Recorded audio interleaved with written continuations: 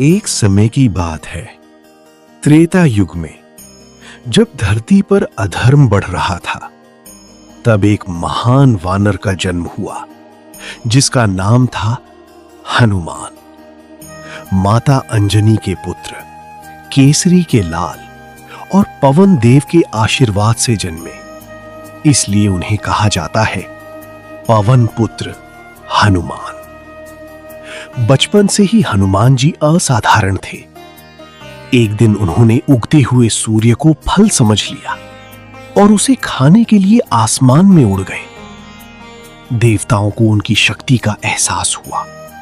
उन्होंने उन्हें अनेक वरदान दिए, लेकिन साथ ही एक श्राप भी कि वे अपनी शक्तियों को भूल जाएंगे जब तक कोई उन्हें याद न दिलाए। समय बीता और एक दिन उनकी मुलाकात हुई भगवान राम और लक्ष्मण से। राम अपनी पत्नी सीता को खोज रहे थे, जिन्हें लंका के राजा रावण ने हर लिया था। हनुमान जी ने जैसे ही राम को देखा, उनका जीवन बदल गया। उन्होंने अपना सब कुछ राम की सेवा में समर्पित कर दिया। यहीं से शुरू होती है एक सच्चे भक्त की सबसे महान कहानी।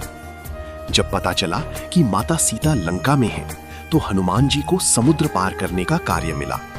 पहले उन्हें अपनी शक्ति याद नहीं थी, लेकिन जामवंत ने उन्हें उनकी ताकत का एहसास कराया और फिर हनुमान जी ने विशाल रूप धारण किया और एक ही छलांग में समुद्र पार कर गए।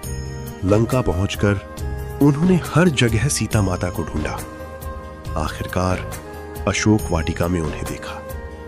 सीता माता दुखी थी, लेकिन जब हनुमान जी ने राम की अंगूठी दी, तो उन्हें विश्वास हुआ कि राम उन्हें जरूर बचाने आएंगे। लेकिन कहानी यहीं खत्म नहीं होती। रावण के सैनिकों ने हनुमान जी को पकड़ लिया और उनकी पूंछ में आग लगा दी।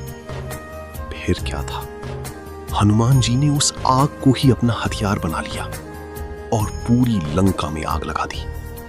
ये था लंका दहन। फिर शुरू हुआ राम और रावण के बीच भयंकर युद्ध। इस युद्ध में हनुमान जी ने कई बार अपनी वीरता दिखाई। सबसे महत्वपूर्ण पल तब आया जब लक्ष्मण मूर्छित हो गए। उन्हें बचाने के लिए चाहिए थी संजीवनी बूटी। हनुमान जी तुरंत हिमालय की ओर उड़ गए, लेकिन बूटी पहचान नहीं पाई। तो उन्होंने क्या किया, पूरी पहाड़ी ही उठा कर ले आई और इस तरह लक्ष्मण के प्राण बचाए।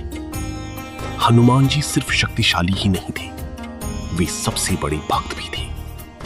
उनकी हर सांस, हर शक्ति सिर्फ राम की सेवा के लिए थी। उनका जीवन हमें सिखाता है सच्ची भक्ति, निस्वार्थ सेवा और हर मुश्किल में साहस रखना। आज भी हनुमान जी को संकट मोचन कहा जाता है। जो भी सच्चे मन से उनका नाम लेता है, उसकी सारी संकट दूर हो जाते हैं। तो बोलिए जय श्री राम, जय बजरंगबली।